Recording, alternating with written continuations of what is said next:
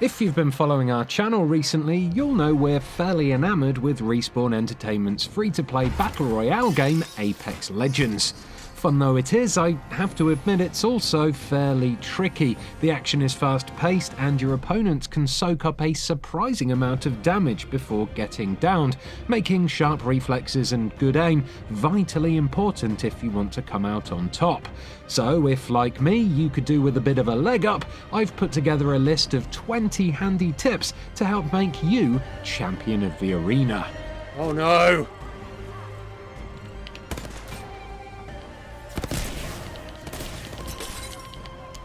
Oh, what the? Oh, I'm fine again. Yes! Oh my god! Oh. Medkit here. First up, get to know the weapons. It sounds obvious, but knowing which weapons to scoop up and which to leave behind is really important in Apex Legends if you want to stand a chance of winning a gunfight. Everyone is different, of course, and you'll have a playstyle or weapon choice to which you'll naturally gravitate, but nonetheless, experimenting is really important if you want to get comfortable with all the game's firearms and work out what works best for you. One thing that doesn't change from player to player, of course, is the damage stats, so make sure you're familiar with them. The G7 Scout is a nifty ranged weapon, for example, but the damage is pretty underwhelming when compared to other guns in the same category. For example, the G7 does 30 damage to the body and 60 for a headshot, whereas the next gun up the table, the longbow, does 55 and 110 respectively. So if you're about raw stopping power, the longbow is a much better pick. That said, the G7 has a much higher rate of fire and a 10-shot magazine, double the size of the longbows, so if you're a good shot, you can absolutely make the Scout a viable weapon. While we're on the subject of weapons, our next tip concerns the current in-game meta, which is to say that the Peacekeeper Shotgun is very, very good, especially if you can attach a precision choke. The Peacekeeper has a really high damage output and a respectable ammo capacity, making it a solid choice for close-range combat in pretty much any situation. But the precision choke narrows down the Peacekeeper's spread to the extent it can effectively be used as a sniper rifle to pick people off from unfeasible distances. Give it a go for yourself, it is more than faintly preposterous. Talking of range, our next tip is all about knowing your ranges and when to commit to a fight.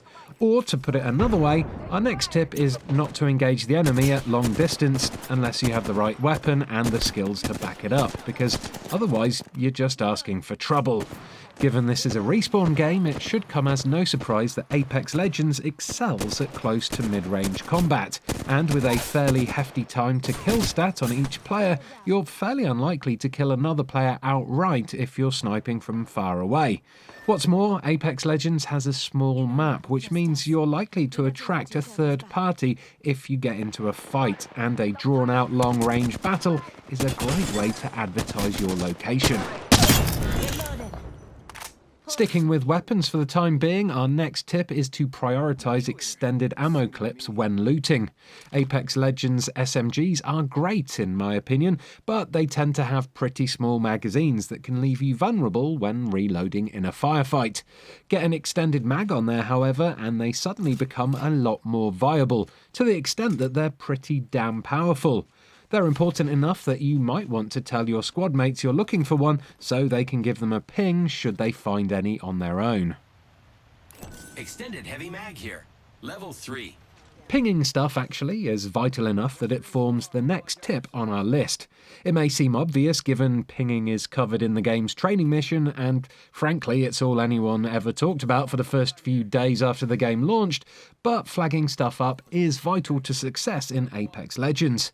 Whether you're letting people know you need light ammo, calling out a weapon someone else might want, or pinging a zipline to start a flank on another team, making use of the communication features on offer is the best way to ensure your squad stays together, stays focused, and stays well equipped. This is especially true of characters like Bloodhound or Wraith, who can get a useful heads up when hostiles are in the area. Receiving that information and sending it out to the others quickly and effectively can often make the difference between a squad wipe and a fresh set of kills. Talking of sharing information, you may not know that the accessibility options for Apex Legends feature both a text-to-speech and a speech-to-text function. Handy if you lack a mic, or if you want to know what your teammates are saying without hearing their actual voices.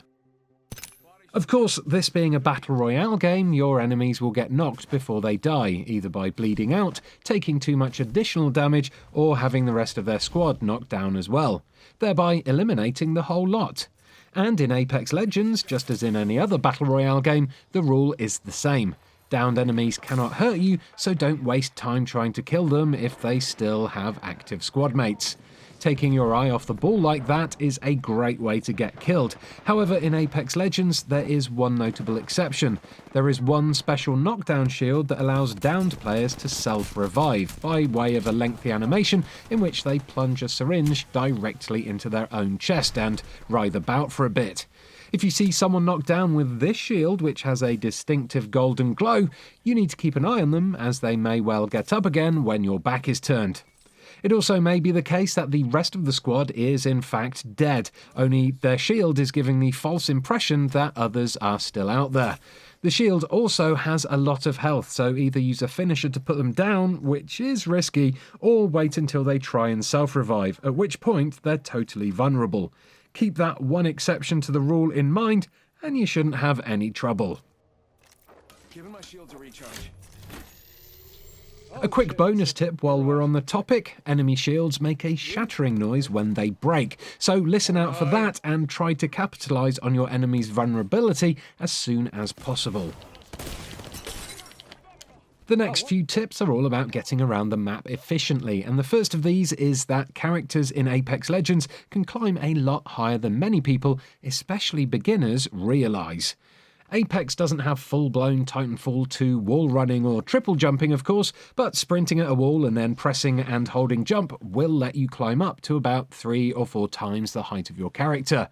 Look for telltale grass patches on some of the game's cliff edges, and with a bit of practice, you can get to some surprising vantage points, or make a quick escape your enemies won't be expecting, if you're in a tight spot.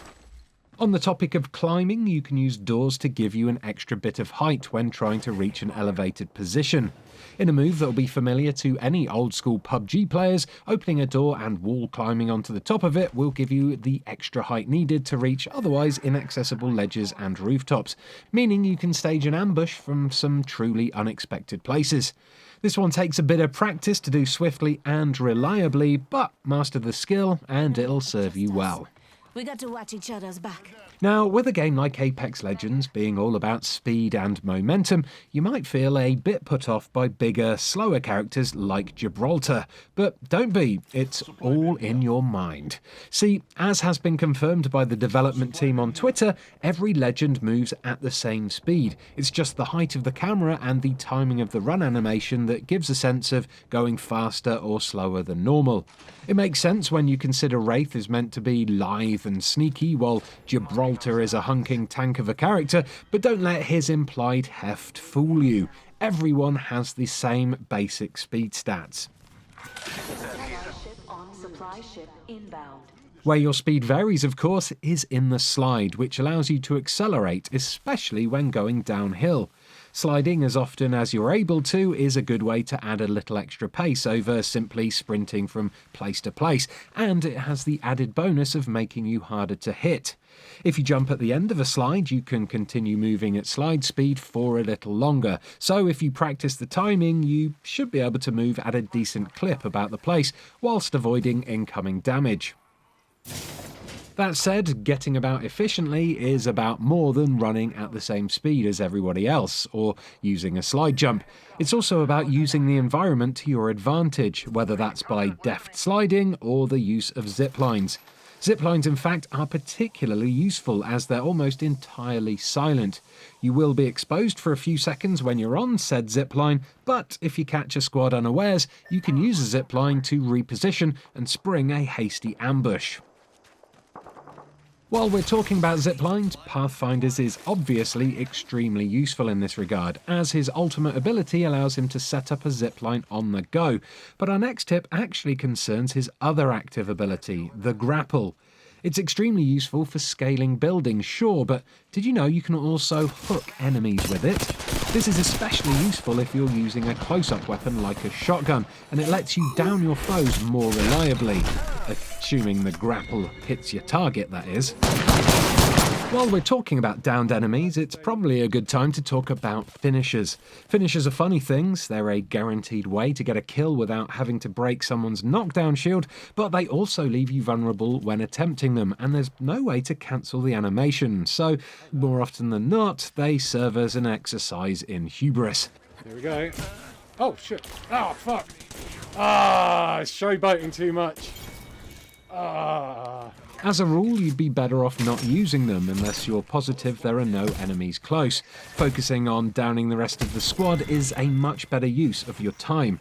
However, there are two exceptions to this rule. The first is when your opponent has that pesky golden knockdown shield that allows them to self-res, which may make it seem like there are other squad mates knocking around when in fact there aren't, but there's also a high-level shield that gives you a full recharge when you perform a finisher. So, while the risk is still the same in this instance, if you have that shield, there is at least a decent reward for attempting the finisher and making it out the other side safely. Our next tip is also about fleeting moments of vulnerability, but in this instance it's to do with ultimate abilities. Any Bloodhound player will tell you that their ult is really useful in a fight, flagging up enemies and giving a great boost to movement speed.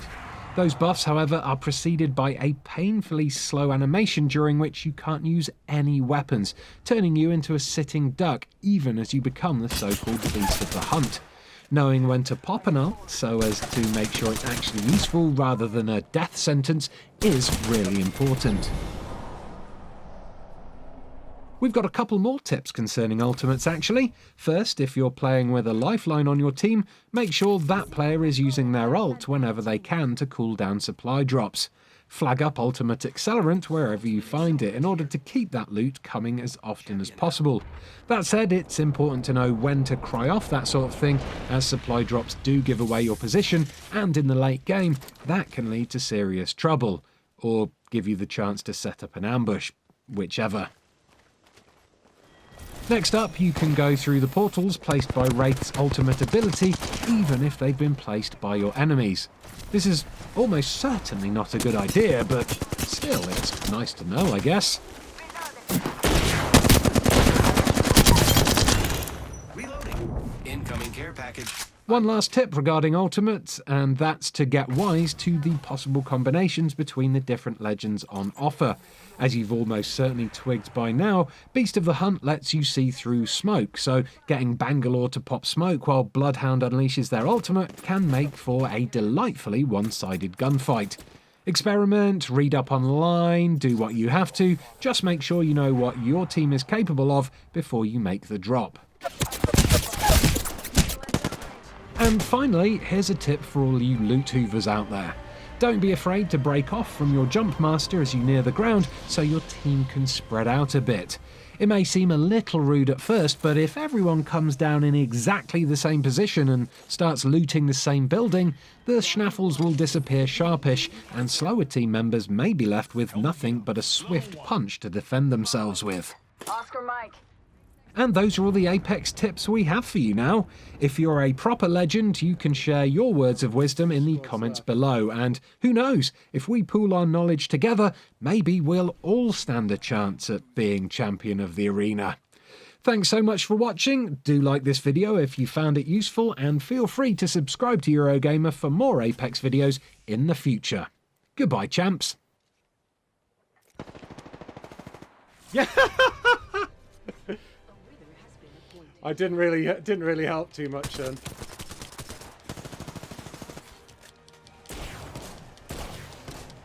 Turn around.